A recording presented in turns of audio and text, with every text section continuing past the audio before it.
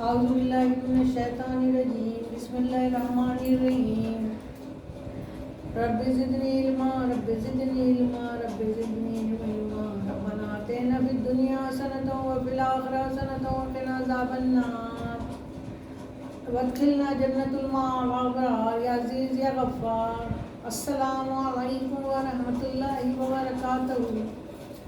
آپ لوگوں سے بات کرنے میں اتنا مزہ آتا ہے کہ دل جو ہے نا بات کے بغیر رہتا نہیں ہے۔ عجب مذاق دورائے یہاں نظام کے ساتھ، عجب مذاق روا ہے یہاں نظام کے ساتھ، کوئی یزید کے ساتھ کوئی امام کے ساتھ۔ میں رات بھر الجھتی رہی دنیا سے دین سے، غزل کے شعر بھی کہتی رہی اسلام کے ساتھ۔ یہ جھوٹ موٹ کے درویش بھی کہاں ملتے، اگر میں شراب نہ رکھتی تو طعام کے ساتھ، اگر میں شراب نہ رکھتی طعام کے ساتھ۔ پھر وہ اور یہ طعام جو ہے نا کھانے کو کہتے ہیں۔ ضرور اس نے کوئی اسم پڑھ کر پھونکا ہے، لپٹ رہی ہیں جو شہزادیاں غلام کے ساتھ، لپٹ رہی ہیں جو شہزادیاں غلام کے ساتھ۔ کیا ایسا نہیں یہ دور جو چل رہا ہے آئے دن اس طرح کی خبریں ملتی ہیں، اور وہ یعنی مطلب لڑکیاں بچیاں جو ہیں ان کو سمجھ ہی نہیں آتا، انہیں صرف یا تو حسن دیکھتی ہیں یا بات چیت کا انداز دیکھتی ہیں، کیا ہوتا ہے جو بچیاں یعنی مطلب کیا مائیں کر رہی ہیں، کیا یعنی ان کو بتا رہی ہیں۔ پرانے ہوتا ہر دور میں، لیکن ایسا نہیں ہوتا کہ لڑکیاں جو ہیں بھاگ بھی رہی ہیں، یہ بھی کر رہی ہیں، ڈرائیوروں کے ساتھ چلی گئی، ان کے ساتھ چلی ہیں۔ تو ذرا یعنی مطلب اپنے اوپر دیکھیں کہ آپ کیا غلط کر رہے ہیں۔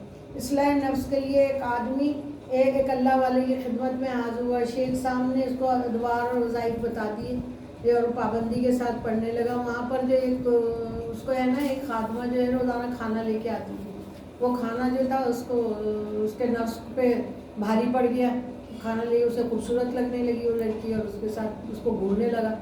اس نے ہے نا وہ تھی اللہ والی کی خادمہ، اس نے ہے نا شیخ صاحب سے کہہ دیا۔ شیخ صاحب نے اللہ تعالیٰ سے رجوع کیا، خوب دعا کی کہ مجھے اس کا حل بتا۔ پھر ایک دن اس سے کہنے لگے کہ تم یہ جو ہے پیٹ کھا لو جو جس سے موشن آتے ہیں زیادہ سے زیادہ، اس کو کھلا دیا۔ اس کو اتنے موشن کہ آخر میں ہے نا وہ لڑکی جو تھی اتنی لاغر ہو گئی، چہرہ بالکل خراب ہو گیا، ہاتھ پیر جو ہے اس کے سارے پتلے ہو گئے۔ اب انہوں نے کہا کہ تم ایسا کرو اس کے پاس جاؤ، اب دیکھو وہ کیا کرتا ہے۔ تو انہوں نے وہ اس کے پاس گئی، شیخ صاحب جو تھے وہ اندر یعنی مطلب چھپ کے دیکھ رہے تھے۔ اس نے اس کو دیکھا اور تو کراہیت سے اس نے ایک طرف اپنی نظریں کر لی، کیونکہ اس کی تو آنکھیں بھی دھس گئی تھی، اس کو سب ختم ہو گیا۔ اچھا انہوں نے وہ جو اس نے موشن کیے تھے وہ ایک تسلے میں کروا لیے تھے، سارے رکھوا لیے تھے۔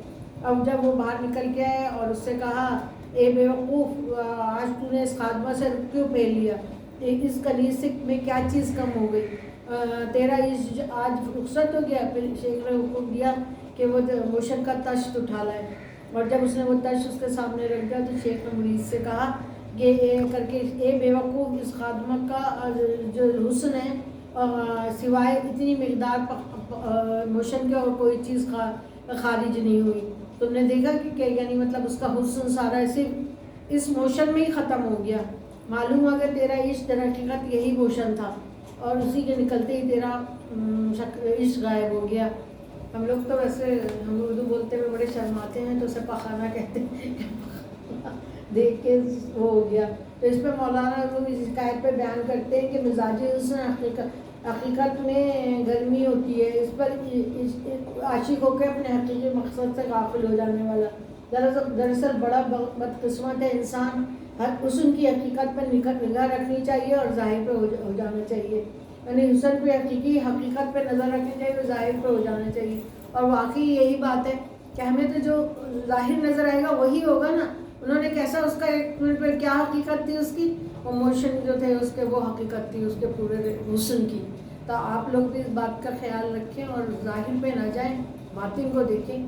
اور ہماری شہزادیاں جو یہ غلط لوگ وہ کر لیتی ہیں، ان کو حقیقت کو پہچاننے کی توفیق عطا فرمائے اللہ، اور ان کی ماؤں کو بھی، کیونکہ ماؤں سے بھی پورا پوجیے۔ چونکہ میں ماں کو کہتی ہوں، باپ کو کیوں نہیں کہتی، کیونکہ باپ ہوتا نہیں ہے گھر میں، وہ باہر ہوتا ہے۔ آج کل مائیں بھی باہر کام کر رہی ہیں، یہ کوئی اچھی بات تھوڑی ہے۔ اپنے گھر کے بچوں کی تربیت کریں۔ پاکستان اسلام کا ملک ہے، مسلمانوں کا ملک ہے، اس کو مسلمانوں کا ملک تو رہنے دینا۔